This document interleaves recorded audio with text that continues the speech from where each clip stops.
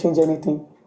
So, regardless of whatever I feel, at least I'm still here, still alive. Yeah, so I would say I'm fine. So, in this answer, you talked about sadness. Yeah. And again, there's a lot that has happened. Yeah, a lot. First, obviously, I know that the loss of your husband has been the biggest of all of this. Yeah. What is the saddest thing for you in all the things that have happened after? For a grieving widow. I want to flag. Wow, stop crying emoji, please. Can you just keep tapping? Emoji flower, want to send the kineo. Please tap and gifts, please. Tap and gifts. Ejo. Want to send money, please. Tap. The person that's supposed to be in guard from my late husband, this person that's supposed to be my son and highest protector, is our chief prosecutor. Right. And he's been everywhere trying to, recruit people to turn against my son and I, both online and offline. Like, he's been from one threat to another. This is Mohbad's father you're talking about? My father-in-law, Yeah, so it's been from one threat to another. We no longer feel safe. Like, I literally get death threat almost every day in my DMs. I barely go out. My baby, his grandchild also, he's been deprived of so many childhood memories, but there's nothing for me to do than just to see how things goes. What's the problem with your father-in-law exactly? Between you and him? Yeah, so I feel like the problem is just about family disputes. Okay. The problem is more like another restriction, between him and block, we'll go to second one, which is official too. It sounds funny, but that's let's just announce that, please. Yeah, because after the death of my husband, my father-in-law wanted to be in control of my husband's properties. The fact that there is Liam in the picture, because there was one time I actually called him to ask him, like, what happened? What do we do to deserve all of this? Like, why have you been out there defaming your grandchild and me? And he was like, why do I have to take Liam away from him? Why do I have to take Liam to my mother-in-law's place on the highland? That is my husband rented apartment. Right. That was not supposed to bring him over to meet him in Ikorodu, because himself and my mother-in-law, they are not in good terms. Right. He was just trying to manipulate me. So your father-in-law and your mother-in-law are not on good terms. Yeah. Right. So he was not asking, why did you take the son to the mother? After my husband's demise. Yes. Right.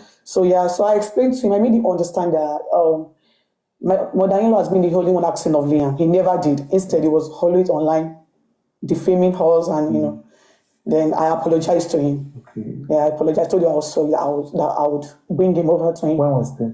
That was I think 3 weeks after my husband's demise. Then it was like I started going online talking about the DNA, and So he had already started talking about the DNA. Yes, that was when I called him. Right, that's when you now called him. Yes. So he made me. Ẹ̀yin tí ẹ bá ń fi ọwọ́ yín tẹ́ fi ń flag show yìí, ọwọ́ yẹn ní fi ṣe rere. Ọ̀gànjọ́ òru ni mo wà ní 12 o'clock. Ní fi ọwọ́ yẹn ṣe rere. Tó bá ọgbọ́ ọmọ tẹ́ bá ti fọmọ ọwọ́ yẹn gbé láyé yín, ẹ máa fi ọwọ́ yín yẹn máa fi gbé àwọn ọmọ yẹn sin lójú ayé yín ni. Gbogbo ẹ̀yin tẹ́ bá sọ pé ìsọ̀rọ̀ sí ọmọ Wùmí lẹ́ni ó ń run yín nínú àbò ń bí yín nínú, tẹ́ bá flag show yìí tẹ́ ń report ẹ̀, gbogbo nǹkan ayé yín báyìí tẹ́ bá ṣe ń gbọ́wọ́ lé bá wọn máa report ẹ̀ ni. Gbogbo nǹkan rere tó yẹ kẹ́ fi ọwọ́ yẹn ṣe láyé yóò máa dòbú mọ́ yín lọ́wọ́ ni. Ní rí ọmọ yín lẹ máa gbé sọnù lẹ́yọ kọ̀ọ̀kan ẹ̀ ní ṣe rere láyé mọ́. Tó bá ń pín ire ní 1 naira 10 kobo kò ní kàn yín lọ́wọ́. Ní àsìkò tó yẹ kẹ́ wí káwọn ọmọ aráyé gbọ́ yín, Ọlọ́run á dí yín lóhùn, Ọlọ́run á flag yín, ní ṣoríire, ní lálùbáríkà. Gbogbo àlùbáríkà àwọn ọmọ yín láti wákàtí lọ. Tẹ́ bá ṣe flag show yìí, wọ́n á máa gbà fáwọn ọmọ ọlọ́mọ ni, ní ṣoríire. Lórí burúkú yìí. Ẹ jọ̀ọ́, just keep tapping. Sí nǹkan kan tó máa ṣe, watch this one. Let's continue. Understand that why do I have to take Liam to my mother-in-law's place? Like, is it not the owner of his grandchild? Like, trying to make me feel like a bad person. But I understand where he was heading to. So I just had to apologize to him to make things, to make things calm. Then I asked him again, like, what happened? Why are you doing this to me? Then he responded by saying, he's sure that a lot of people would have called me to tell me what he wants. And truly, a lot of people called me. My dad, my mother-in-law, my husband's friend, and few people we have around literally called me to tell me what he wants. And he told my father, whatever that belongs to my husband, I know that I have access to, I should make sure that I hand over everything to him, including the landed property God for Liam. So I told him the same thing that he has been telling people, like, this is what these people are telling me. And I made him understand that, Daddy, you have, like, my husband got through 2 lands before his demise, one in Ekiti and one in Ikorodu. Like, why do you want to take the one that belongs to Liam? Right. Then he was like, I shouldn't question him, that is what he wants. Then I said, okay. Then he was like, what effort? He said it in Yoruba. I don't know if you understand Yoruba. Yes, I do. Okay, so he said, irú àyàwó lawyer promise tí mo pè pé kó gbé nǹkan mú kó fún mi ní nǹkan mọ́ mi tó bá mi sọ wípé ó bímọ ṣé ọmọ mi náà fẹ́ máa lẹ̀ fún mi ni. Like, I don't know if I can translate it in English. So he actually said, like, what effort does my lawyer? Does your lawyer have? My husband's lawyer has. He requested for his son's properties, and he was telling him that he has a son. So who is his grandchild to start asking him to start dictating what he wants? That's why you talk about the competition between exactly. him and the grandchild. Yeah. So he said to his son's lawyer, who is the grandchild, to challenge him exactly on Mohbad's my husband's property. Yeah. But like, this is one thing that most people do not know, and I was not even given the chance to talk. So I was not given the chance to say my own side of the story. So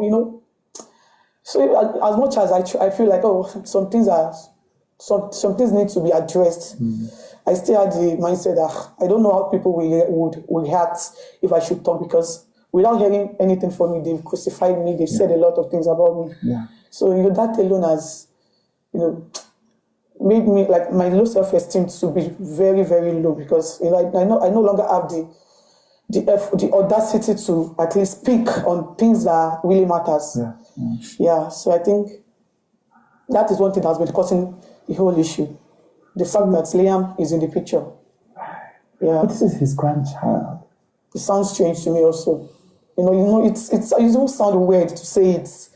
But, I'm left with no choice. I just have to say it as it is. Yeah. Because it has really gotten to a point that it's either I speak up or I die in silence. Yeah. So I feel like me speaking up will be the right thing for me at this point. Yeah. Your mother-in-law, what does she think about all of this? My mother-in-law is, she's a good mother. She has tried. I'm not going to lie. She has really tried her best. And I feel like she cannot do more than what she has done. She's been there for my baby. Right. Like, she loved Liam so much. And she has been trying to, bring the two parties together, but it's not working. He's not listening. Yeah, it's not. My father-in-law is not even listening.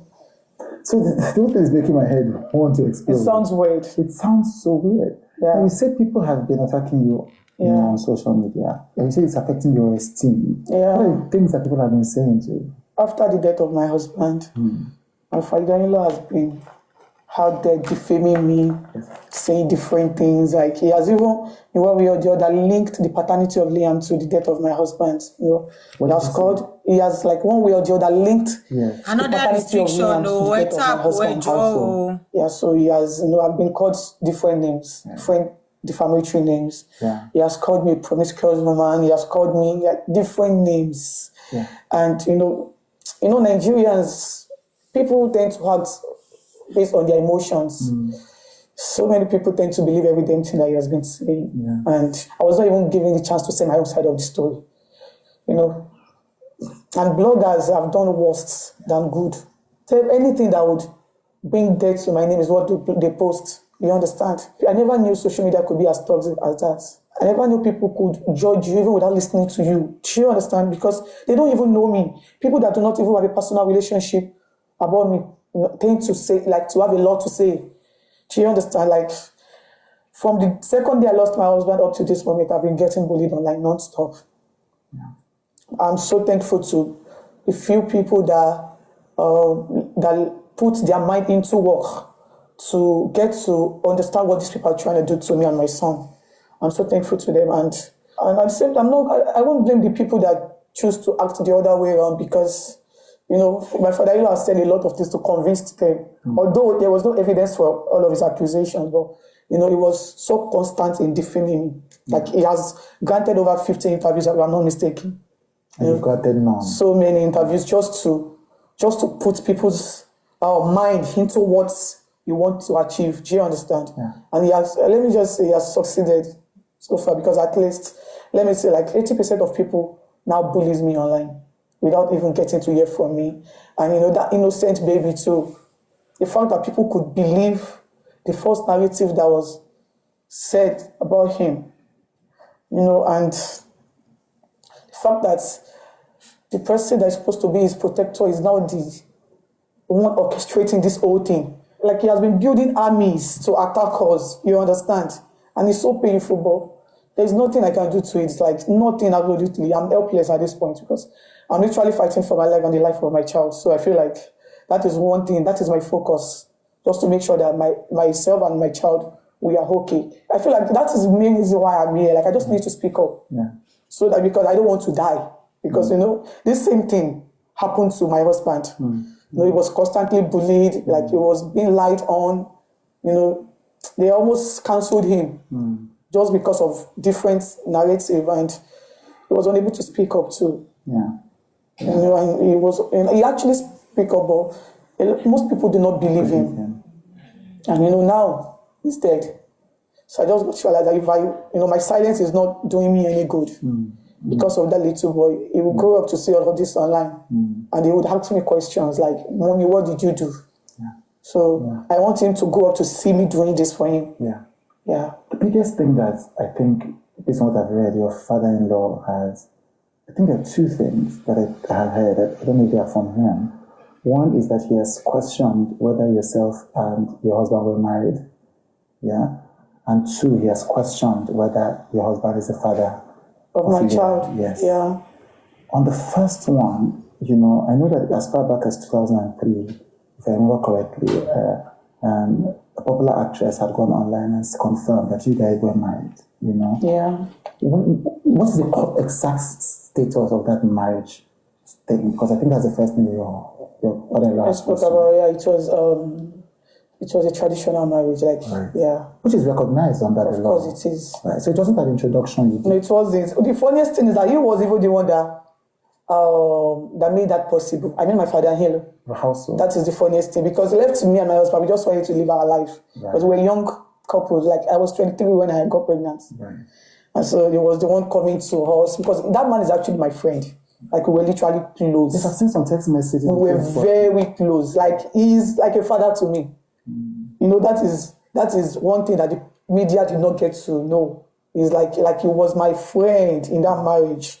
So he was even the one that came to me to tell me that I'm like, now that I'm pregnant, that we need to get things done. That if I was to be his daughter, he would never allow me to train my child in my husband's house because he was not married, because he's not married to me. That I should go to my parents' house. I should get a list and send it to him.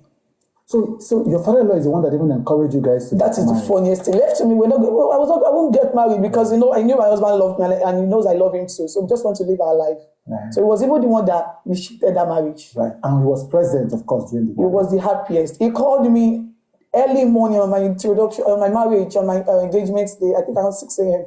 He called me to pray for me. Like he was the happiest that day. He was the happiest. And now he's saying that marriage did not happen. Yeah, because my husband is not here to defend me. It's so sad, Mr. Chude. It's really sad. Well, that's the core reality I now have to face. It's really sad, honestly. Okay. Then the one that, sorry. I'm sorry. I'm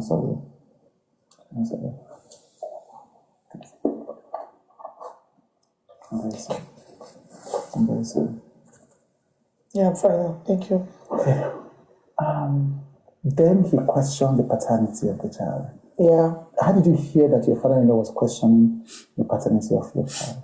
I got to know online. So he came online and did a video. He never called me. He never called any of the family members to ask for the DNA of Leah. So he just came online and said, nobody's not the father of the child. I swear to God. Did you call him after that? Of course I did. And then what did he say? He didn't say anything. He was just saying, why do you have to take Liam away from him? Like, he didn't, like, I was expecting him to talk about the pattern, like, ask me for the DNA, I'm your daughter-in-law. He never did. Even when I called him, the word he was telling me was, why do I have to take Liam away from him? So it's like he's punishing you for taking. Is there nobody in the family that can call him to order? Yes. He's the head of the family. I think he should be in his late 50s. Right. So he's the head. So I don't think there should be anybody somewhere that would, because he knows what to do, he knows the right thing. But he's just using the DNA as a tool to punish me. To punish my son and I. Yeah. When's the first time he asked for a DNA test? So when the DNA negative came out, at first I didn't take it serious because I was like, who is this guy asking for the DNA of my child? Like, who is in the grand scheme of things? Like, this guy is nobody to us. So why is he asking for the paternity? Who is the person that asked? I don't want to mention his name. Right. Was this a blogger? Oh, shit. Social media. Social media content creator. Why is he asking for the DNA of my child? Yeah. So at first I didn't take him serious. Not until my father-in-law started talking about it. And I had to put a call through to him. I called him, I asked him, like, Daddy, what really happened? Like, why are you doing this to Liam? And he kept on saying, why do I have to take him to my mother-in-law's place? Does it bear my mother-in-law's surname? Like, what effort do I have to take him to my mother-in-law's place and not his own house in Ikorodu? Is he not the owner of his grandchild? And I still try to tell me, Daddy, I'm scared because we've been going out there to say different things about me. But I'm scared. Like, you cannot keep doing this and expect me to bring Liam to you. Then he was like, okay, it's a problem. And, he hung up. So I was expecting him to talk about the DNA, but he never did. So I think, the next day he went on live on TikTok, on Instagram, like, to talk about the DNA again. Like, he was trying to talk about it like almost every day.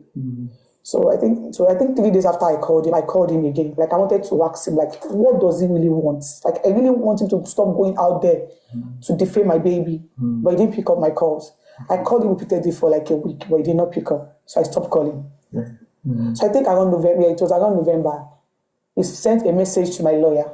Okay. Yeah, he sent a message to my lawyer that I should bring Liam to him, that I want to perform a DNA test on him. So my lawyer sent him to me, and I told my lawyer that I am scared. Like, I'm scared to take my baby to him because he has gone out there to say so many defamatory things about me.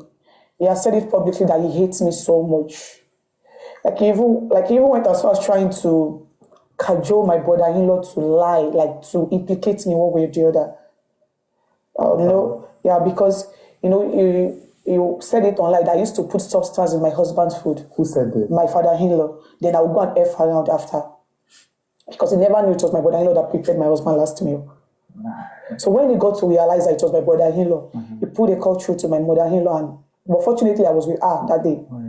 So he just called to tell her that, he just got to know that it was Adura that prepared my husband's last meal. That Adura and Mama should come over to his house in Ikorodu so they will know how to package the whole thing and put it on my head. I was so fortunate to be with Mama that day because I had to put it on record. And, So you had a recording of this? They should, so that they will know how to put the on my head. What if it was poison that killed my husband? Adura should come to him because he does not want to lose another child. Because now he didn't know that it was my brother that prepared his last meal, and he has gone out there to talk about me putting something in his food. Because now we do not know the result, what the autopsy would bring. Like, what if the autopsy said he died of poison? I'm so grateful that I was with my mother that day because it's not still I had the intention of recording it, but I just had to do the recording because his intention was really bad. Yeah. And for him to have thought of something like that, I feel like, this man does not have my best interest at heart. But I was so fortunate to be in my mother that day, so I had to put that thing on record. But that essentially means that your father murdering your husband. He has tried. There is nothing he has not said.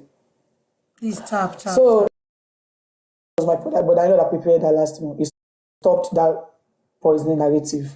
Then you move to many other ones. Yeah. So I tried to poison explain tó to sọ my lawyer yẹn that ló these are the jẹ́ things that conflag this wá man has sí been trying to do. Yeah. So your lawyer is different from your husband's lawyer, the one that he was Yeah, angry yes. with. So I tried to explain to my lawyer that these are the things that this man has been trying to do to my son and I. That I'm scared to take my child to him. So my lawyer said the best way we could go about it is to get a court order, so that the court can be in charge of it, and so that the court can also monitor the process. The process, I mean, sorry. And once the DNA is done, the both parties will be at peace. And I said, okay, no problem, if that's the case. Then my lawyer sent him a letter, sent his lawyer a letter to tell them to get a court order. But they refused to acknowledge it. And they were just going online, going to different TV stations, talking about DNA. Oh, Liam is bastard, Liam, just constantly bashing that innocent baby. And I think around January 2024, I was forced to post something on my Insta story because I got tired. I'm human. And the whole thing, because the whole bashing was really getting too much. People were literally coming to my DM, threatening they're going to kill me, saying my child is a bastard. Why would I give my husband a bastard? Because they really do not know the game my father-in-law is playing with me. So I was frustrated and I had to post something on my Insta story. I made it known that I have been ready for the DNA, but my father-in-law has refused to do the needful. Like I told him to get a court order, which he has refused, and no amount of bullying can make me take my child to him because I'm scared. Because I know people do not know the bad things he has been doing, because I didn't say anything publicly, like I didn't address anything, because I feel like let me just be the bigger person in this situation. So I think around February 2024, he submitted an application at the magistrate court in Ikorodu, DNA application. His lawyer himself and my lawyer were present. I was not there. So the court gave them a summon letter to give me. Yeah, and immediately they gave them the summon letter. My lawyer walked up to them to request for it. They refused. They didn't give him. But my lawyer was even trying to convince them that they know I no longer stays in my husband's rented apartment, that they should just give it to him so that he will know how to get it across to me on time, so we can just get things done. But they insisted that they were not going to give him. And the next day they went to my husband's rented apartment. They pasted the paper on the wall. They took a picture and sent it to blogs, and blogs. It was all over blogs, and people started bashing me as usual because they actually thought the summon letter is a court order. Most people do not even know. If I was not in this mess, I wouldn't even know what a summon letter is. Because it was later that my lawyer made me understand that a summon letter is like an invitation letter. Like I was invited to the court. So people started cursing me, saying, "Oh, now they have given me the court order. Now I am on the run. Now I'm nowhere to be found," because they really do not understand what it is, and because of the narrative that's been going on. So I think around April, we had a court sitting, and when we got to, because I was not present, so it was my lawyer, his lawyer, and my father-in-law. Then we had a court meeting, and the judge asked us to go home and to mediate. That it is a family issue, and it is something that we could settle amicably. That we should just mediate. That he knows that both parties are angry, and we should just look for a way to talk about it and reach a conclusion. The two parties were unable to mediate. While all this was happening, my father-in-law was still going all out for Liam to paint the narrative like, oh, I'm still running, like maybe like the DNA, like there's nothing, like I've not accepted to do it, like like he's still going all out there to defame my baby as usual. And I think so we are unable to mediate, and the court was adjourned till I think May of 2024. Yeah, 2024. We went back to court again. The judge asked us to go back home and mediate again. The second Were you in court on this day? Yes, I was in court. Right. And your father-in-law was also in court? Yes, he was also in court. So you saw him? I saw him. Did he talk to you? No, he did not. So the second time, the judge asked us to go back to mediate, and we had a meeting. My lawyer, his lawyer, myself, and himself, like we sat down on the same table. And I told them that I do not have any issue with doing a DNA test. That I just want one thing, from my father-in-law. And what I want from him is just please stop defaming Liam. Like, it makes me sad, that I wouldn't even mind if it's coming from outside that, because I'd be like, because I feel like they don't really matter in Liam's life. But the fact that it is coming from his grandfather, it breaks me. And I can, like, it's not something I can just, like, I really need him to stop it. Like, once he stop, I don't have any business, I don't have any problem with him. I will definitely get the DNA done. And he said it to my face, like he said it himself, that he was going to stop. Like that day we had a conversation. Right. He said it. So face to face, he told you he would stop all of this. Yes. Like I even tried to tell him about like the people supporting him that has been bullying me and my child. And he told me on that seat that he does not know them. That in fact, his lawyer wants to write some of them to stop working for him. Because most of the things they do, he's not the one asking them to do it. Like he said it to my face. And I said, okay, no problem. The next day, my father-in-law went to Berekete to start defaming him again. Sorry, I'm confused. So you're saying a court ordered you guys to mediate? After the mediation, we went to Berekete. You sit down with him. He tells you face to face. The way we get seated here. That was how we started. He's going to stop. He promised me he was going to stop. Then the next day he was on Berekete radio. He went to Berekete radio to start defaming Liam again. Calling Liam, said Liam is a Muslim name. Liam's placenta was given to the alleged father, to the alleged father, like, so many things again. When he knew so well that it was my husband that buried that placenta.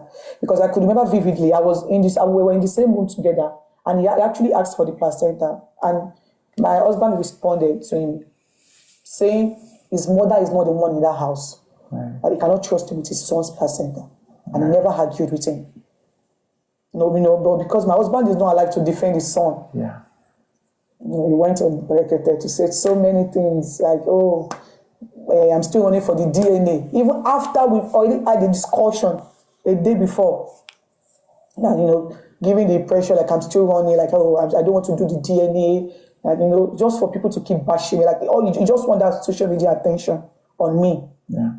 And, trust people. Most people act based on their emotions. Yeah. And, trust people to always come true for him. People kept on coming for me, bashing me, calling my baby different, names. And I went back to court. I told the church that to please help me to beg my father-in-law that there is one issue I have with him. And the issue is the fact that he's always going out there to defend my baby. That I will be the happiest woman being on earth if he could just stop. I can control the public, but I feel like they don't really matter in Liam's life. They don't know him. But like the fact that it is coming from that man, it is breaking me. Yeah. You don't understand? Like this man is supposed to be the one protecting him. Like this thing is strange. I've never heard of something like this before. Like a grandfather being mean to his grandchild that way. And the judge tried to speak to him to please stop. I'm not asking for too much, but he has tried to take my right away from me as a woman. This is the least he could do. Like he should just please stop talking death on Liam's name. He promised me at the court that he was going to stop too. The next day he was on TikTok live. Granting interview. Calling Liam, saying Liam has bow leg. They don't have such a child in their family. Liam's face looks older than his face. Him that is almost 60 looks younger than Liam. There's nothing he did not say. He said so many on things. TikTok live. Mr. Chude, it sounds funny, but I'm being sincere with you. Like all of these things, like they are videos. I've been trying to delete those things out of my memories because the might keep saying it, the more it's content. Yeah, it's. I'm going to ask you a tough question. Okay. I'm going to ask you a tough question. Somebody's going to be watching this and and say, so why don't you just do the DNA test? So my lawyer wrote them a letter that his client is ready for the DNA. That is the beginning of the problem. Okay. My father-in-law granted like 15 interviews in a month. So because he knows that you are not ready for the DNA oh my so God, the backlash. Oh my God, he went almost everywhere.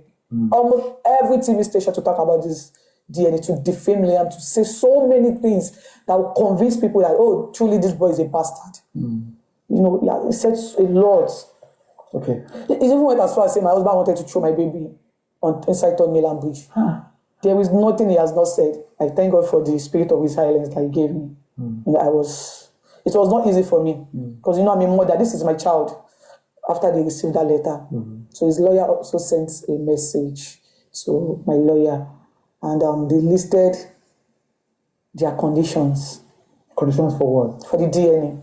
I don't understand. Okay, what are the conditions? Yeah, so they listed so many things, but out of the conditions, they listed 3 things that I told my lawyer to take out of it, to remove, to decline.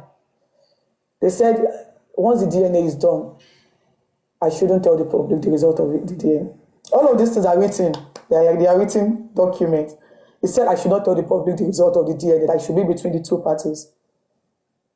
I don't understand. So he wanted you to go and do a DNA, and then not to tell the public that... No, the thing is, he knows that Liam is his grandchild. But that doesn't make sense, because... He knows that once DNA is done, yes, the attention will be shifted from him to Liam. Most people, they just want to know, like most of my husband diehard fans just want to know if this child truly belongs to him. So once they know, the matter is ended. He knows that the DNA, that is the tool, that is the only tool he has been using to fight us. Yeah. And he knows that once the DNA is done, the attention will be shifted from him to Liam, because Liam is a baby. Yeah. He needs all the love and attention from people. Yeah. So one of the things you declined was not to talk about to anybody, not even the press. Okay. Secondly, he said I should not sue him once the DNA is done. Because he knows, like he has said so many defamatory words. Yeah. Thirdly, he said he wants to be in Liam's life as his guardian.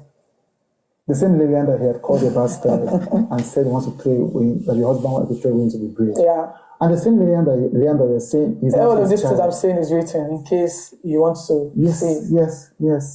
He said he wants to be in his life as his guardian. I told my lawyer to remove those things. I don't want to see it. Any of those things. Like any of those things. Like he should remove it. But my lawyer is an elderly person. He's also from Ekiti.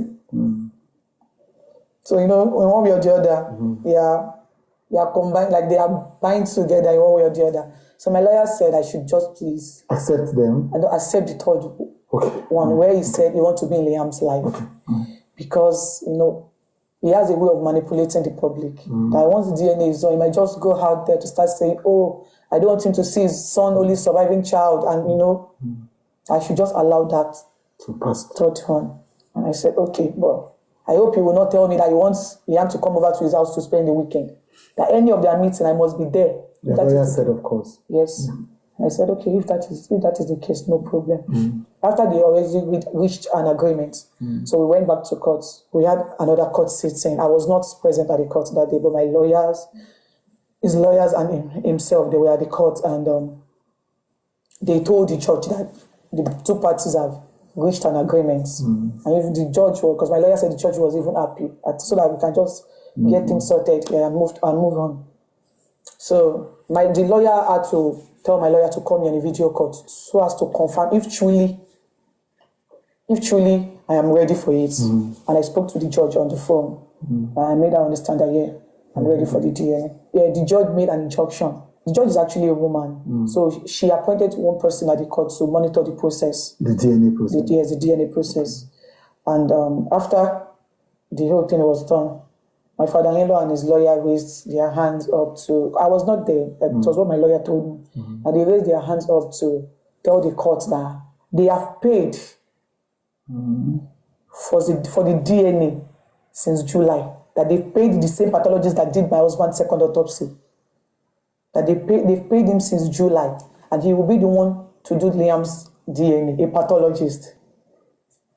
So my lawyer raised an objection. And he told the court that he don't think that would be possible, because they were not even sure if we're going to get the DNA done. So why would they tell us that they've paid in advance for things that they were not even sure of? And also, if we should accept something like that, it is more like we are already working to an answer. And the judge also agreed with my lawyer that truly they should just look for a way to ask for a refund and get it done in another hospital, which they all agreed at the court. Okay. When it's now time for us to do the DNA. The same pathologist that the judge asked them not to use was who they said. So I don't know about a pathologist do DNA tests. I'm surprised too. Okay, so that doesn't make sense. Yeah, okay. Right, it doesn't make sense, okay. right? So when you were ready, so the pathologist reached out. Okay. No, not the pathologist, the lawyer. Your father-in-law's lawyer. Lawyer, yeah. Reached out to you. To my lawyer. Yeah. That is the same person that they want to use. Even though the court has said no, at UCH Hospital, because that Yeah. was the pathologist that did my husband's autopsy. So my lawyer tried to, to raise an objection again that the court already acted not to, but they insisted. Okay, then we said it's fine because we have nothing to hide. Right. So my lawyer also said we'll be using Lagoon Hospital. Okay. So you will use the same pathologist? No, they will be the one to use the pathologist since that is what they want. Yes, but at Lagoon Hospital? No, like we want to use a different hospital. Okay, so you want to do two? Yeah, two DNA tests. So their own and an independent one? Yeah, exactly. Fine. And they said no, that they do not want it. But they only want their own person? That they do not want Lagoon Hospital, that we should choose another hospital. Okay. So we chose another hospital. I think we chose 2 other hospitals. They said they do not have money for it. Like their response were very slow. They seemed so uninterested. Do you understand? But me, I wanted to get this thing done. So I was just telling my lawyer to keep on texting them because I want it done. So they said, the second time, so they told my lawyer they don't have money for 2 hospitals. My lawyer would then head letter again that, you know what, don't worry. You can get it done anywhere you want. In fact, since you insisted on using a pathologist, it is fine. But just allow us to do our own personal one. And in fact, we'll be footing the bills ourselves. They did not respond to us. Because, they do not want any result that will counter their own results. They know what they want already. They know the results. They know the result that they want to tender to the court. So they do not want any result that will counter their results. So their response was very slow. Like they were not responding to us. And while all of this is going on, it was still everywhere talking about the DNA, giving the public impression like, oh, nothing is being done behind closed doors. Do you understand? People were constantly bullying me, myself, and Liam. And while all of this was happening, my lawyer just asked me to just calm down. That I would say my story when it is time. That I don't have to act the same way that he acted. And I said, okay, no problem. The last conversation we had was early December 2024. So early December, after you had requested that to do our own personal one, independent DNA. And they had said no. No, they didn't just reply to us. They went quiet. Yes, they went quiet. They didn't respond to us because they know that they do not want any result that will counter their own results because they know what they want to bring. They know what they want to tender to the court. So they stopped replying us. So I think early January 2025, I saw an interview. We granted an interview with one guy called Mr. Leo Gaga. I don't know if you've seen the interview. Yeah, so he spoke about Liam's paternity. The guy was even trying to address Liam as his grandchild, but he told him to never call Liam his grandchild. He said so many thoughtful things too. And I got really angry that day. I had to call my lawyer. What are we doing? This man has resumed with this manipulative tactics again this year, that we need to put a stop to this. What can we do? And he said, okay, so my lawyer said I was going to write them a letter and we'll be waiting for their response. So my lawyer sent them a letter to talk about the interview that I did. Like, why is he acting like the victim here? Now they are the one delaying us and they are still the one going out there to keep telling lies. Like, when would all of this stop? Like they are just acting as if they do not want peace of mind. Because now, why? When do we get to this stage again? Let's just get things sorted and move to the next thing. So their lawyer responded by saying they stopped working for him. So presently, and a few days ago, I think 4 days ago, his younger brother was on TikTok live. Because they had a TikTok conversation, a lot of people were dragging them because people has contributed a lot of money for them on this cause. People contributed like $26,000 on the Mohbad's father. Yes. On what? To help him for what? On justice for Mohbad. They contributed millions of naira in another bank just because of justice for Mohbad. So as all of this is going on, people have been contributing to him. So yes. Emotions. Coming in, exactly. Yeah, money has been coming in. So whose brother? Your father-in-law's younger brother? Yeah, was on TikTok live with him. They were together on TikTok live a few days ago, and he spoke about the DNA. And he said, he actually spoke about the DNA. And because people have been asking them, like their supporters has been asking them, like, what is happening? Why is the DNA not done? Mr. Chude, guess what he said? He said they've got to realize that the DNA the court asked them to do will be done in Nigeria, and the results may not be accurate. That this thing sounds funny, but it is very, very painful. That they want to write a fresh application to the courts. To do it abroad. To do it abroad. You know, it is so clear that DNA tests are not even done in Nigeria. You know, all you have to do is just to get a reliable hospital, take the swab and send it out. And once the result is done, then send it back to Nigeria. You know, so that is the new narrative now. Okay. They want to submit a fresh application to the courts. And they want to get it done outside the country so that they can get an accurate result. Like that is another tactics that they want to use in collecting money from their people. And in all of this, there is an innocent child involved in all of this. You know, that is more reason why I'm here, because I've got to realize that so far he's getting his monetary gain. He doesn't care. What happens to his grandchild? And this is my child. I cannot keep quiet anymore. They don't want to do this DNA. Because he knows so well that this is his grandchild. And he knows that once the DNA is done, that will be the end of the justice for Mohbad that he was seeking for, not the one that the public are seeking for. Like it will be the end of the justice for Mohbad that he wants, that he himself has been seeking for. The DNA is the end of it. And now, the new narrative that they've used to cajole their support, and now is they want to submit a fresh application.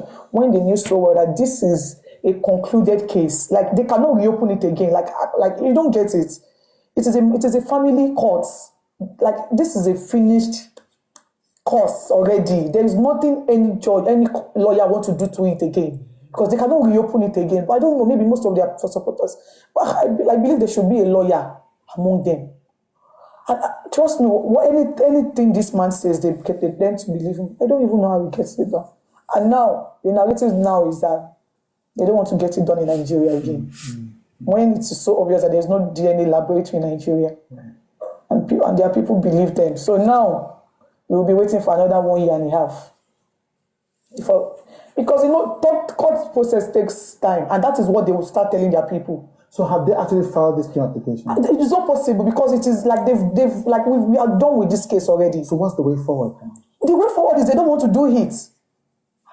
That is the way forward now. The way forward for them is they don't want to do it. But they need to tell their people what they need to hear. Yeah. Right. So let me understand this. So in summary, from the story you're saying, your father-in-law has been telling the public that you have been frustrating this effort to get the DNA done, But you are now confirming that no, you are ready for this DNA. He cannot deny everything I just said. And there are court documents to prove this. And he's the one. He can never deny everything I just said here. He's been granted different. I think he has granted like over 10 interviews this year so far. And whenever the DNA conversation comes up, his response is always, "Oh, it is still in courts." Which is not true. It is not in court. The only thing the court is waiting for now is just for us to tender the results. Yeah. And they read it out to us. It is not in court. It has been done since last year. Like it is a done deal. Like there is no going back to it again. But the excuses that he has been giving the public and the interviewer is that it is still in courts. Okay. A question for those of us that may be ignorant of this. Okay. Why can't you do the test without him? The reason is because I've been called different names. He has called me a promiscuous woman. He has called me a cheating wife. You know, I've been called different names. That people tend not to believe whatever I have to say anymore. Like, he has said so many things to my persons, and I feel like if I should get the DNA done without his consent, without him being present, that will cause another riot. That will cause another problem because that is what he actually want me to just do one silly mistake because he knows that I already caught him. I'm about to stop his means of surviving, and he knows that once. So now he just want to frustrate me to do things out of anger. Yeah. So he want to frustrate me to go ahead and do the DNA. So once it is done, then he will start going out there that the result is fake, and people will believe him because he's been the only one talking. Do you understand? I get that. But do you think even if it's done in a reputable hospital, he will still be able, people will still believe him? Because if according to you, he's trying to frustrate it. I don't think you like. Do you go online often and often? No, I don't. My father-in-law is not a celebrity. He's everywhere. So I don't understand what you're doing. People he's at least in a week. At least he do great interview. I think if I'm not mistaken, like 2 or 3 times in a week. So people tend to listen to whatever he has to say because he has been the only one talking. Okay. Like the rest of the family has just been silent, because of the legacy of my husband. There is no way we would talk or say anything that my husband's name will not be attached to it. Yeah. Right now, as I'm here, I'll be addressed as Mohbad's wife or Mohbad's widow. So his name is attached to whatever. So the glory, is being attached. So I don't want his legacy to get ruined from me. So I'm very sure that is why the other family member has been quiet. Yeah. And So what are you going to do? Because if I understand what you're saying that because of the way that he has mobilized public sympathy, anything you do now will be misinterpreted. So you're being careful. Yeah. But it seems like he leaves because what you're saying is he doesn't want to do this DNA. He doesn't. So it feels like you have no other. So what other choice do you have? That is why I'm here. I feel like there should be an organization protecting children in Nigeria, because I know that all of this thing happening to Liam can never happen abroad. Now that he's gone to TV stations. Yeah. He said this. So what happens next? Okay, so myself and my lawyer will be going to the court to report this whole incident to the court, and to also get the permission from the court to get DNA done under their supervision. Right. So the court will supervise this. Yes. So your lawyer is saying that you guys are going to the court to say, let's do this DNA. Yeah, under your supervision. Under your supervision, right. Yeah, and we might probably, we don't know, publish it online for people to see. So you ask the court for permission to publish the DNA. Yeah, so we can keep them updated on how this is going. The whole thing is going on, because I feel like my calmness will just make things worse. In 5 years, we'll be here till forever. Yeah. I know DNA will be done because it seems uninterested. What do you think that your late husband would feel if he were alive to witness all of this? Yeah. These thoughts alone, is one thing that keeps me awake every night. If only the dead could see. Because the whole family knew how much my husband loved Liam. He has tattooed Liam's name even before seeing him. He sees Liam as, Liam is literally like his source of happiness. Whoever is happy with Liam is literally happy with the person, no matter how much he hates you. Do you understand? The whole family knows that. So whenever most family wants to see his good side, they will just have to carry Liam. And the fact that all of them is done in his absence is, if only the dead could see, he would have cried 100 gallons of tears. I'm not going to lie to you, because he would never believe this would be coming from his father. Because his father is one person that he loved so much. He doesn't joke with his father. His father first before anything. Okay, let me just say, now that he has a child of his own, maybe Liam first, then his father. And everybody knows how much he doesn't joke with his father. Yeah. And so he would never believe his father would be the one to do this to his child. And few days before his demise, his father was with us, I think on Saturday. He carried his baby and put him on his lap. They took pictures together, like he knew he was going to die. They make different videos, took pictures on Liam's iPad. These pictures are still on his iPad. And my father-in-law, even when I had my baby, at first, we never had the intention of having a baby. We just want to make money. You understand? But my father-in-law would always come to us you want us to have a child. He was the one that, wanted this thing. Left me and my husband, we just want to live our life because we're still young. I was 23 and he was 25 then. Yeah. So he would just come to us like, oh, we want us to have a baby. The Holy Spirit tells him something. Then those words were just a normal words to me, but now it has meaning. So they, like one day, it just came to us. I think it was around June last 2 years. I had Liam 2 years ago. Sorry, last 3 years, 2022. Right. He came to us. That's your father-in-law. Yeah, he was my friend. Like, so he literally comes to the house every time. Like, he would come all the way from Ikowodu. He would make food for me. Like, he's my friend. He would come with foodstuffs, like different things. So he just came that day, and my husband was even sleeping. He woke him up from bed, and he said he had a dream that the Holy Spirit tells him that we would have a child, and the child will be a boy, and the child will be so popular. Like, I know that after he gets to see this interview, he would reflect to those things that he said. That this child will be so popular, and the child will be so rich, like even more richer than my husband. And he said when he grows older, that child will be the one to buy his own coffin when he dies. He didn't even mention my husband. My husband is the most successful child that he has. He didn't mention my husband.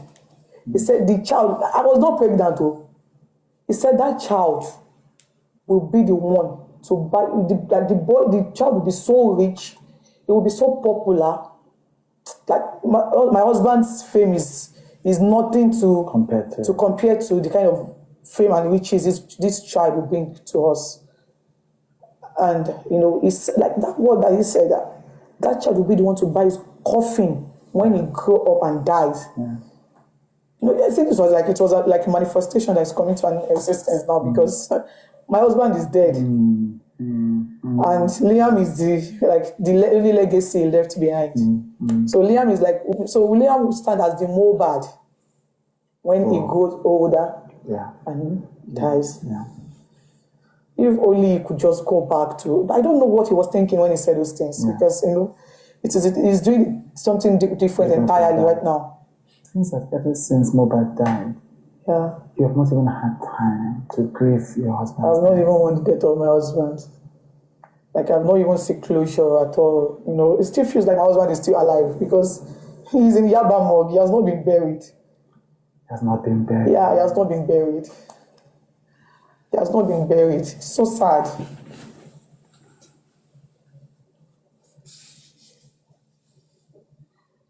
He has not been buried. And he's been in pieces twice. They literally did 2 autopsies. The government autopsy and the private autopsy my father-in-law did. And I can tell you for a fact that there is no genuine reason why he's still there. My father-in-law has no genuine reason. But he's been granting interviews saying, the government do not want him to get justice. The government is this, the government is that. Like, he's been manipulating the public. Like, he has said so many things. People, I don't feel like there's anything that people would say the people in public faces would believe again because a lot has been said. He's been gotten interviewed saying the government are doing the one delaying my husband's the inquest. Meanwhile, it was one of his supporters that the woman has been the woman is always on TikTok 247. Just all those American women. So the woman was so much interested in the case, and the woman later got to realize that my father-in-law was not being truthful to her. So she said she wants to, she's interested in the case, and she wants to have a personal lawyer to join the inquest. So the lawyer submitted an application to the magistrate courts that he wants to join the inquest, and he also wants the inquest to start from the beginning again. Like, he wants us to start all over again. That'll be a third process. So the lawyer and the judge and the court has been, there's been back and forth. That is why the inquest is on hold. But my father-in-law has been granting interview, manipulating the government. So you saying even your father-in-law is also part of the process as delaying the burial? That is the funniest thing. That the burial of his son is being delayed also because of all this drama the father-in-law is causing. And he knows what to do to get things done. Like, all he has to do is just talk to that woman, because they used to be friends before they had issues. So all you have to do is just talk to that woman, so that the woman can, probably withdraw, or, so they can just make an agreement, so that the court can open the coroner inquest. But he has refused to do the needful. Instead, he was always going on interviews, screaming the government's name. But he's the one delaying the process. Himself, him and his supporter. Do you accept the results of the coroner inquest?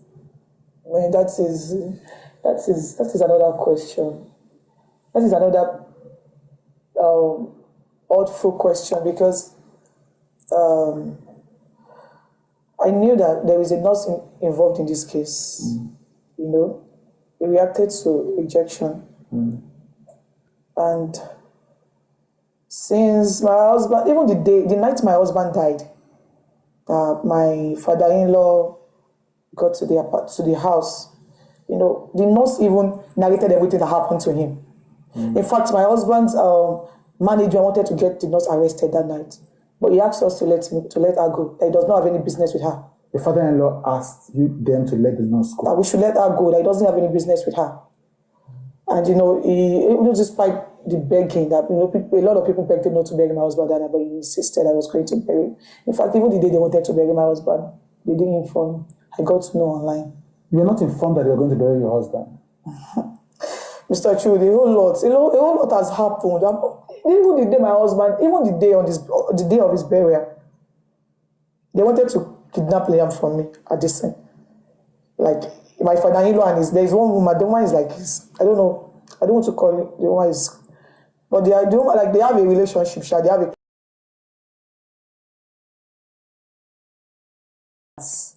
in collecting Liam from me that day, because it got worse to the extent that we had to put Liam inside nylon to take him out of that space.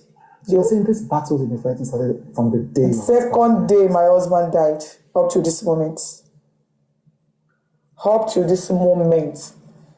And so, the fact that the autopsy results came out inconclusive is one thing that I don't, it's hard to accept. Because I knew so well that my husband actually had an injury from the fight he had with his friend. Which friend? His name is Prime Boy. Okay. And I also knew that he reacted to an injection. Because my husband was fine before the nurse came, although he had an injury. In fact, the day he died, he had a podcast with one girl. What's the girl's name? Susan Pork. Susan Pajok. Pajok, yeah, I think. I don't know. He has a podcast. So for you to know, he was actually, and that was the day our son clocked 5 months. 12. That 12 number is a weird number to me. Because, it's the day I'm celebrating my child's birthday, and I'm also mourning my husband. So, I knew he reacted to an injection, and the fact that at the end of the autopsy it came out inconclusive just because of one mistake that my father-in-law made. The fact that he buried him. If he was not buried, it would have been another thing entirely. But because he was buried, so he said his body has already decomposed. So most of the tissues that they are supposed to remove from his body as rotten. And the fact that it came up inconclusive is one thing I don't even want to accept. Because Liam would go up to see all of these things, and he would ask me questions, and the story would not be interesting if at the end of the day there was no justice for his father. The fact that he was bullied, by his oppressors, that alone is another thing that is outside. And up to this moment, nothing was done to it. The fact that oppressors, you're talking about the whole Naira. Yes, the fact that the bullying part, the bullying part is part of the reason why the whole world came out for justice. And up to this point, the police actually promised us that they will be brought to book and all of that. But up to this point, nothing was done.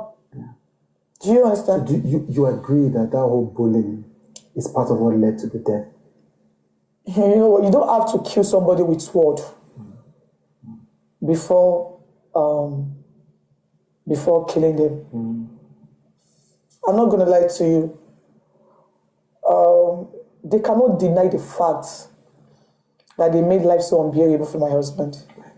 And Nehemiah and his crew made life unbearable for your husband. They cannot deny that fact. That one thing they cannot deny. You know, a lot of people might be everywhere to support them in bashing me, you know, so that I wouldn't talk the bullying aspects. But the few ones that are online cannot be erased. And Liam will go up to see all of those things.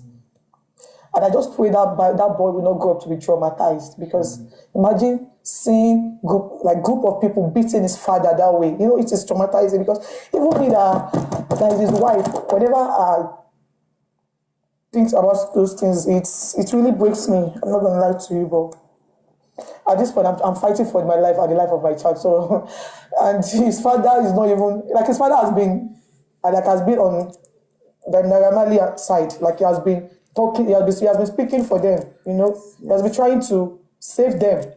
Why do you think he's doing that? So who am I? I don't know. For any reason best known to him, I don't know. I really do not know. You know, I really do not know. So essentially, you're saying that the justice for Mohbad hasn't been gotten up to this moment. And the justice for Mohbad that your father-in-law is asking for is not the same justice for Mohbad that the public is asking. It is not. Yeah. And you're essentially fighting on two fronts. Yeah. You're fighting for justice for your husband. Yeah. Again, and then you're having the people who are supporting his oppressors, as you call them, attacking you. Yeah. And you're also being attacked by your father-in-law. Father-in-law. At the same time. Yeah. And your father-in-law seems to be supporting the people who you say oppressed.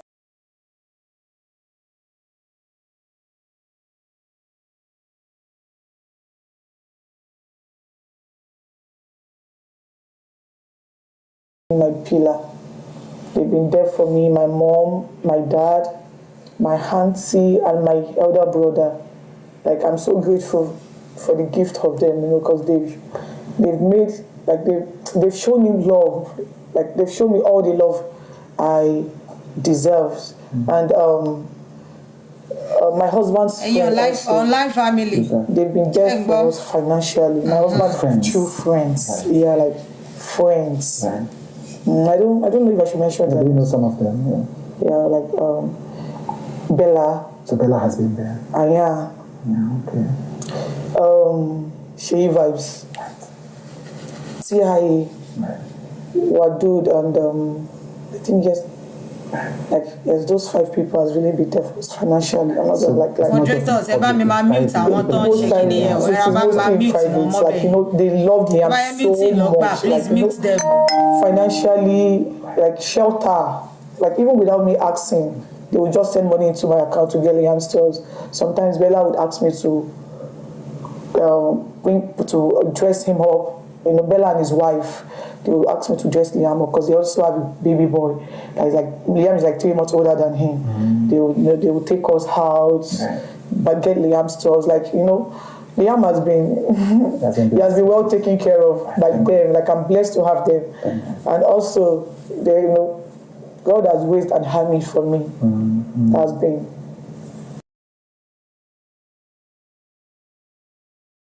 daily and, you know, physically also. Yeah. So, and I'm so grateful for them. So I'm grateful to them, because despite everything that happened, you know, all my husband's friends, like, they bullied all of them, you know, because of what my father-in-law has been saying. So a lot of people tend to believe it. But most of these people do not even know that all of these people have had a conversation with him, and they know what he wanted, and they are not in the position to give him. Yeah. Because every of my husband's friends have called this man.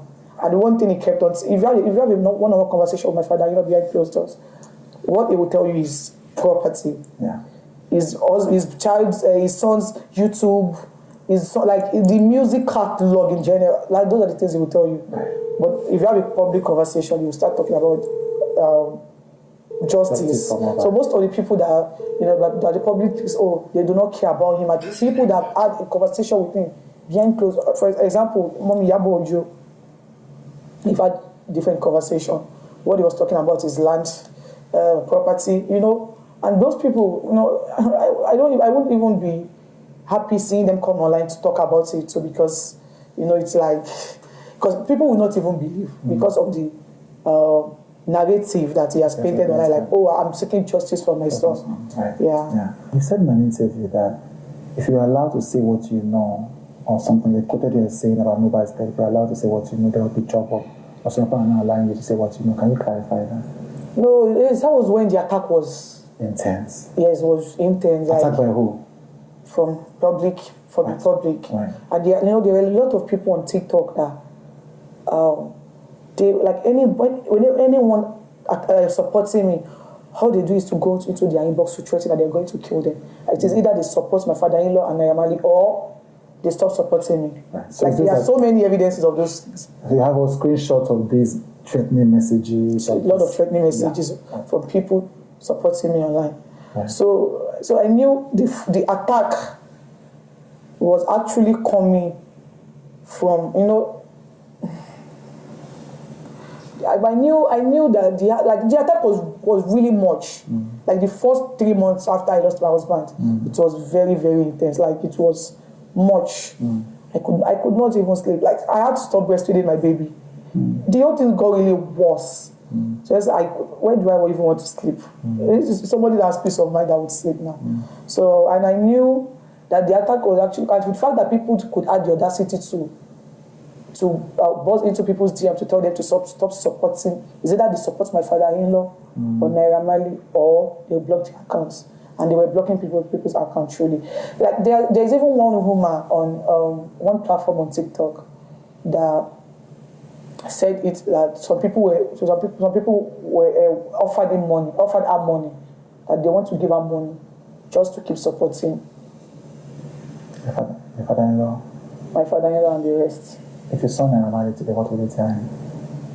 If I should have a conversation with him, one thing I would tell him is that even if the whole world do not believe what I've been saying, you know deep down that you maltreated my husband, and your conscience should judge you. That is one thing I would say to him. Like deep down in his mind, he knows that. Although from the beginning of this whole journey, it was fun. I'm not gonna lie, it was fun. The journey between Mohbad and Mali. Yes. And the other Malians. Yes, it was fun. But one thing about my husband doesn't talk. My husband is somebody that doesn't know how to express himself. So even when it was hurting, even when people are doing things to hurt him, he will not express himself. My husband is one person that wholly acts. You understand? You might be in a room with my husband for a month and he wouldn't say a word to you. Do you know some people like that? So I think that is one of the reasons that is one of the issue that they had. My husband, no matter what he does to my husband, he will just be looking. He was supposed to speak up, but he doesn't know how to speak up. Like he doesn't like stressing people. So the thing was piling up till it got to a point where he no longer knows how to. You couldn't cope with it. Cope with it, exactly. So that is one of the things that destroyed their relationship. Do you understand? And I believe as a leader, there should be a way. He would try to make things right. That's Naira Marley as yes. Yeah. But instead, I don't know. Even the last show that he went to in London, he was attacked. Yes, so I think that's where we end it. Full video will be out on their. I think around August, he died September. He was attacked because of this whole labor issue. I don't know, but those guys were on mask, so we don't even know who sent them. So he was constantly under attack just before he. Like it was just few that was online, because we cannot capture every moment. Do you understand? Like few weeks before his demise, we went to Chevron to get some drugs for him because he got back feeling very sick from his trip. Went to Chevron to get drugs. On our way coming back, some people were actually running after us with gun. What?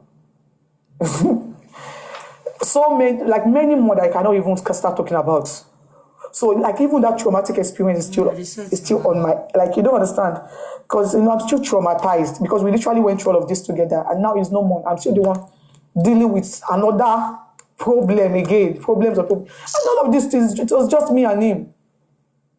Experience only comes after problem don't happen. Do you understand? Because I was just me and him that was going through all of these things together.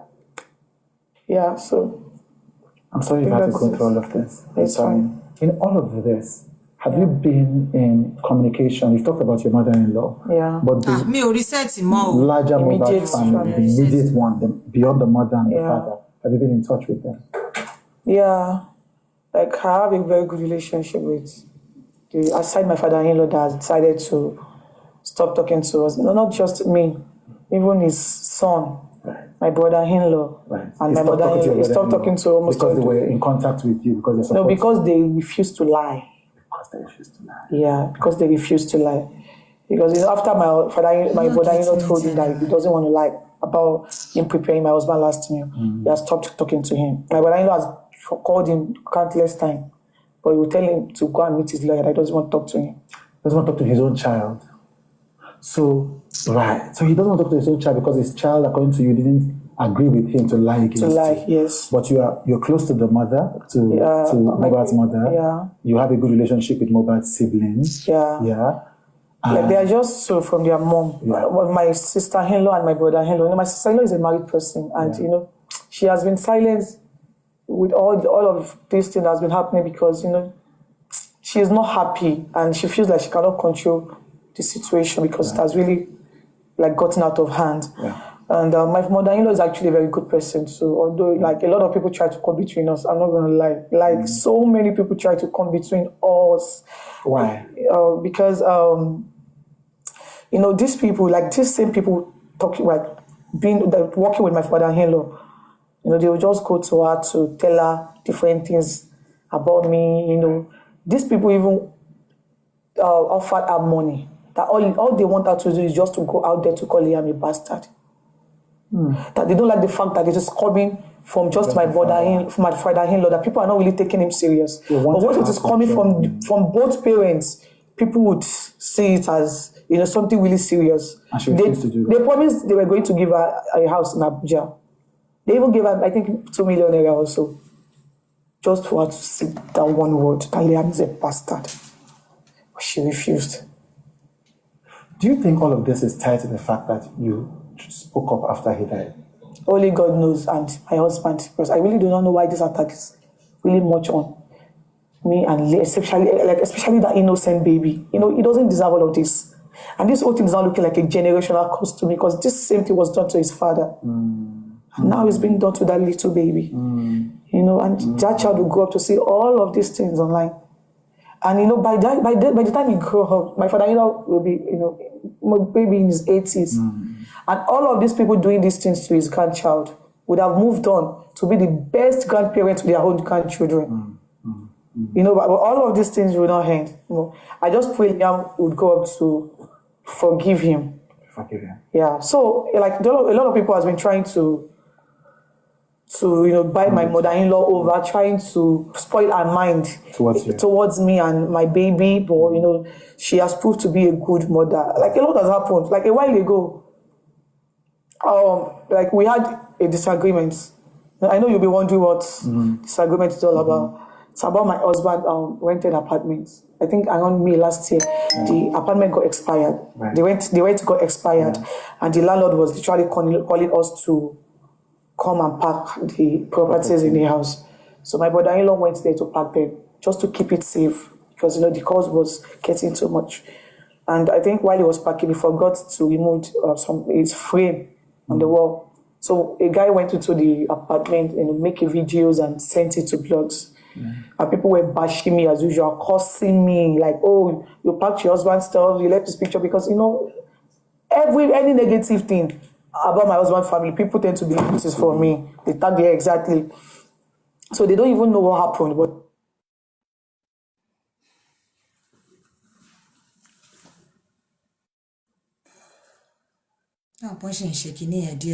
Maybe we should just give them time to do it.